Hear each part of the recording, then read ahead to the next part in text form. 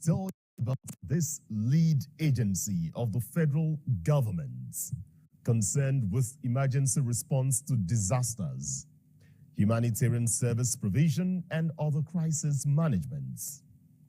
That's the National Emergency Management Agency, NEMA, dedicated to changing narratives by saving lives and reducing the impacts of disasters since its establishment in 1999. Now, with its 5 approaches: prevention, mitigation, preparedness, response, and recovery, NEMA has continued to formulate policies and execute activities in coordination with states and local councils components. I'm Ayodeji Makinde, and this is Reshaping Democracy.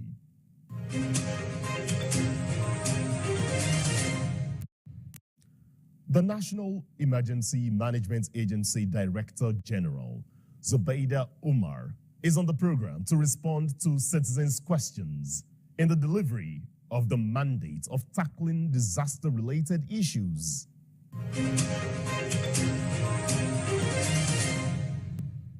Join me to explore the critical work of NEMA in responding to disasters, supporting affected communities, and building resilience for a safer Nigeria.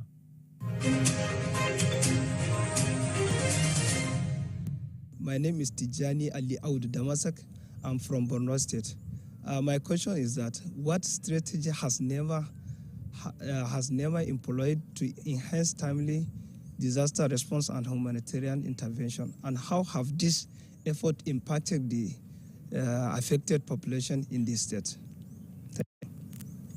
Thank you very much. The first thing I would say is that NEMA's primary focus is to reduce the impact of disasters when they occur by safeguarding lives and protecting property and also ensuring community resilience.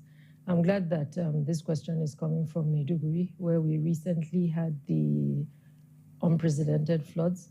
And we have several strategies that we've employed. And some of these strategies, and I think the most important one for us would be that of interinstitutional coordination. Now, this mechanism facilitates timely and effective response to all sorts of disasters. You see what played out in Maiduguri. And what happened was that you could see that the armed forces, the police, the civil defense, international organizations all came together. So it was a combination of various stakeholders. So what we have is good collaboration with other agencies to ensure that timely response took place. Again, we have the community-based initiatives where what we do is to build resilience through communities. As we always say, all disaster is local. And without communities, then you're left in the dark. You cannot do so much without them. We also have the incident management system, where this provides a structured approach to disaster response. So we have a combination of things, including capacity building and trainings. All these are initiatives that we use to respond to disasters and also humanitarian interventions. We're also leveraging on data, where what we've started doing is to ensure that we have clean data.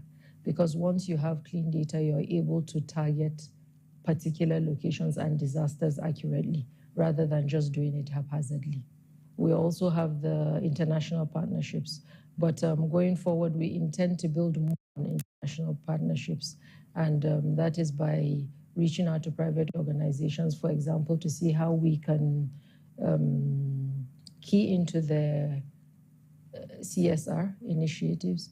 Of recent, when these floods broke out, we were able to approach the flood committee headed by Alhaji Aliko Dangote, and we got a lot of support. Same with the Bank of Industry and the FIRS. We're able to get quite a lot of support from them, not relying just on those budgetary allocation. We'll also intend to seek further support from international organizations, most importantly on technical support rather than cash-backed funding.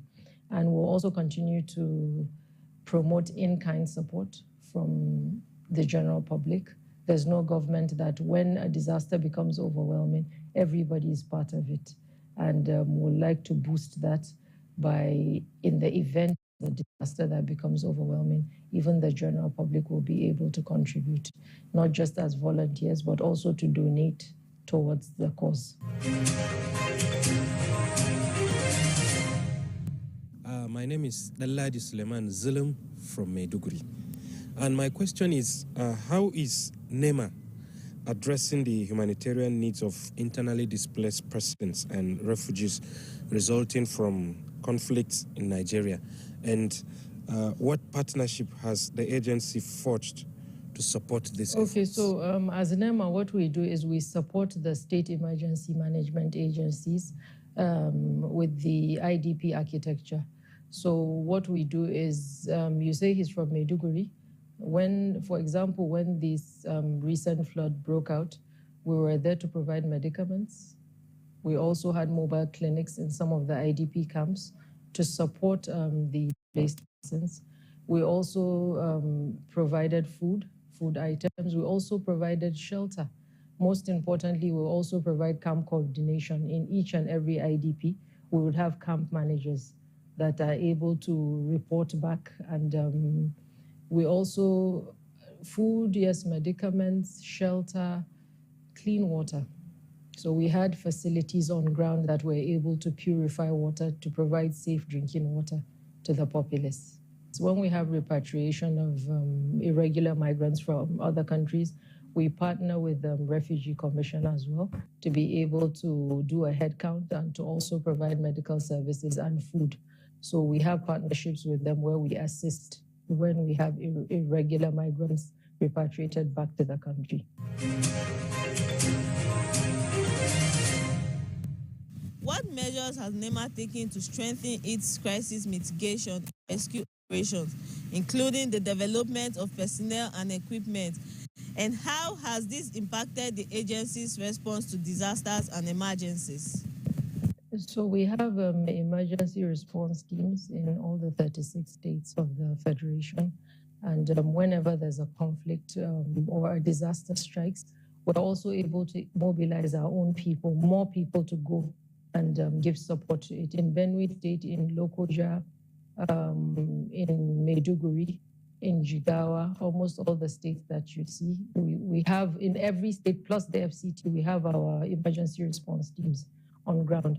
And these response teams include the stakeholders that I spoke about earlier on. So once there's a disaster, we're able to activate and mobilize for immediate response.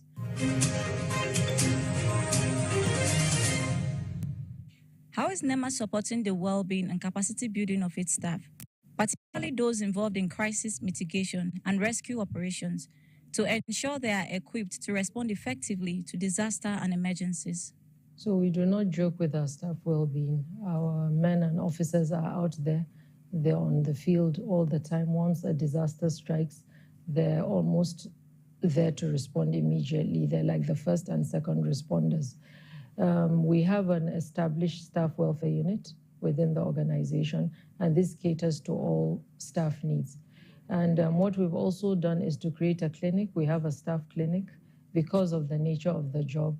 This staff clinic has a doctor and also nurses to nurture and take care of our staff internally. We also have the Staff Memorial Fund. In the event of loss of lives of any one of our staff, we're able to cater for the family as the need may arise. We also do constant capacity building for them. And this capacity building isn't just local, we do in conjunction with international agencies as well to be able to enhance their capabilities. We have a search and rescue department, and it's responsible for, we have trained officers there, and we also have officers from the military, and we have professionals that are able to carry out the job. Now, when we go to a zone that becomes overwhelming, that is when we come to mobilize more staff from the headquarters. And that is where when we come to do our drills and our trainings, we do not pick who is a civilian or who isn't. We do it for every single member of staff. So majority of our staff happen to be search and rescue staff. And like I said, we always look out for their well-being. They have hazard allowances that we're monitoring to ensure that everybody's doing well. Most importantly, the knowledge that is impacted in them so that they go out there as professionals. For example, We have to have people that know how to swim. We have to have people that are good in first aid. And this is what our drills always concentrate in knowing how to respond to particular disasters when the need may arise.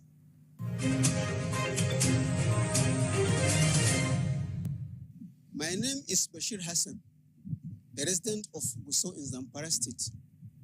Can you elaborate on NEMA's coordination and collaboration efforts with other stakeholders, including international organizations, to ensure a unified response to disasters and emergencies? So we recognize the importance of collaboration, and we do not take it for granted. If you look at it in 2024, we've had more than 4 coordination forum meetings, and we partner with the armed forces, we partner with the police, the civil defense, Ministry of Health, water resources, and it's all collaborative effort. And it's because we realize the fact that one body cannot do it alone, and you need the professionalism of each and every member. When it comes to international collaboration, we also partner with the UN, the Red Cross, the UNICEF, and other bodies to ensure that we have a common goal and we're all operating on the same page. Now, the purpose of our coordination is for us to know that we're not running around like headless chickens. We come together to achieve the same purpose. And some of our coordination mechanisms, we have the National Emergency Management Committee, which NEMA chairs. We also coordinate and work in partnership with all the state governments through their state emergency management agencies. My name is Umar from Zamfara State. Mr. Gigi NEMA, please, what strategies is NEMA employing to mobilize resources and funding to support its disaster response and humanitarian intervention? For funding, we leverage on various strategies. We all know that we already have the budgetary allocation that comes our way.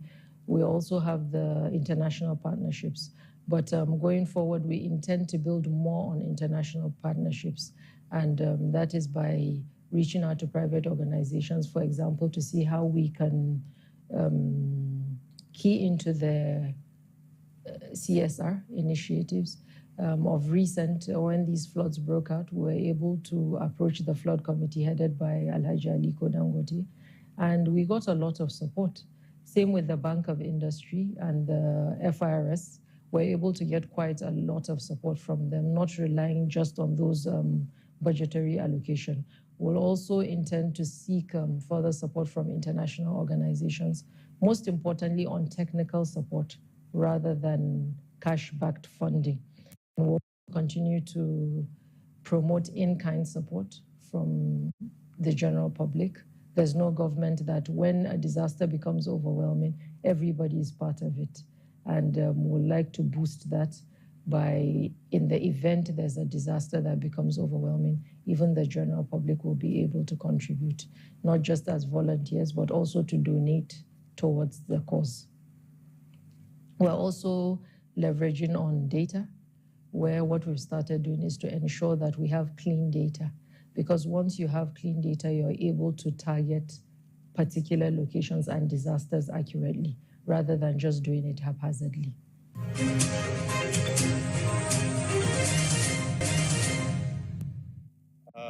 My name is Friday Ife Rioka. I live at Winners Way, Ikodansa, Calabar. What lesson has NEMA learned from its response to past disaster and emergency? And how is the agency applying these lessons to inform its future direction? One of the most important lessons that we have learned is on the issue of early warning systems. And that when you have early warning, you're able to be proactive in good time. And even though I know that there's a bit of resistance when it comes to early warning, we start warning people early, but for reasons that we all know, people are a bit hesitant when it comes to trying to relocate, for example, in good time. However, we're going to build upon that to ensure that we even warn earlier, and doing this in conjunction with NIMET and also NISA, where we get predictions and we're able to make the move. We also have realized the issue of collaboration. You see what played out in Maiduguri. And what happened was that you could see that the armed forces, the police, the civil defense, international organizations all came together. So it was a combination of various stakeholders. So what we have is good collaboration with other agencies to ensure that timely response took place. Again, we have the community-based initiatives where what we do is to build resilience through communities. As we always say, all disaster is local. And without communities, then you're left in the dark. You cannot do so much without them. We also have the incident management system where this provides a structured approach to disaster response. So we have a combination of things, including capacity building and trainings. All these are initiatives that we use to respond to disasters and also humanitarian intervention. Improved collaboration, and we're going to keep going at it to ensure that we're all on the same page and we're able to respond more swiftly than expected. We also faced a few challenges of logistical issues in terms of delivery of relief items, and that is something that we've also learned. And what we're trying to do now is to see how we can remain prepared by stockpiling before disasters strike. And though there's funding challenge from time to time, but we'll look into it and see how we can do it, even if it is in collaboration with the CSR initiatives that I mentioned earlier on, and the issue of infrastructure as well. Sometimes it's difficult for you to reach from point A to B. We're also looking into that and seeing how we can tie up in conjunction with other agencies to see how we're able to do that. We're also looking at an integrated approach to disaster risk reduction, whereby we're no longer reacting, we want to be proactive. And that is our mantra for 2025. It's all about disaster risk reduction. Rather than waiting for it to happen, we want to be on top of our game before it occurs. Now, we have a disaster risk reduction department, which is in charge of looking out for these things. And we're really looking close. And earlier on, I had mentioned the issue of technology. We're using our GIS, that is a geographical information system, to map out these disasters and the risks associated with it. Like before these floods receded, we were able to monitor flood situations on a real-time basis. We're able to see where the flood is, what is happening, where our men are at every time. And going forward, it will really assist us in terms of deploying logistics and support to these communities. NEMA, in collaboration with other agencies, is working tirelessly to see that so-called temporary relief is provided to Nigerians whenever disaster occurs. Our goal is to build a culture of preparedness and resilience amongst Nigerians, and we look forward to a disaster-free nation in 2025. Thank you very much. NEMA is taking a big step through interagency collaboration with security and rescue organizations to ensure disaster risk reduction. One of such ways is through the Emergency Response Center that coordinates speedy deployment of manpower and resources for search and rescue and other life-saving interventions.